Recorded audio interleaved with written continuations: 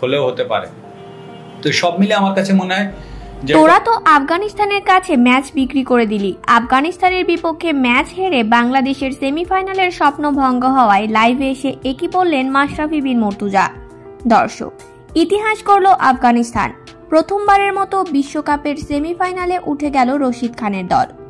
বাংলাদেশকে 8 রানে হারিয়ে এই কৃতিত্ব অর্জন করলো আফগানরা। পরিবর্তিত লক্ষ্য 114 রানও করতে পারল না টাইগাররা। অল আউট হলো মাত্র 105 রানেই। বাংলাদেশকে হারানোর সঙ্গে সঙ্গে অস্ট্রেলিয়াকেও সুপার 8 থেকে বিদায় করে দিল আফগানিস্তান। অথচ সেমিতে ওঠার দারুণ সুযোগ ছিল বাংলাদেশেরও। সুযোগটা নিতে পারেনি নাজমুল হোসেন শান্তর দল।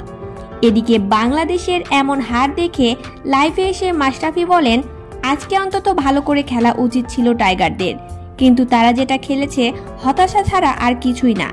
আমি বুঝতে পারছি না ব্যাটসম্যানরা কিভাবে এত বোকা হয় আর ব্যর্থ হয়, এটা কোনোভাবেই মানতে পারছি না।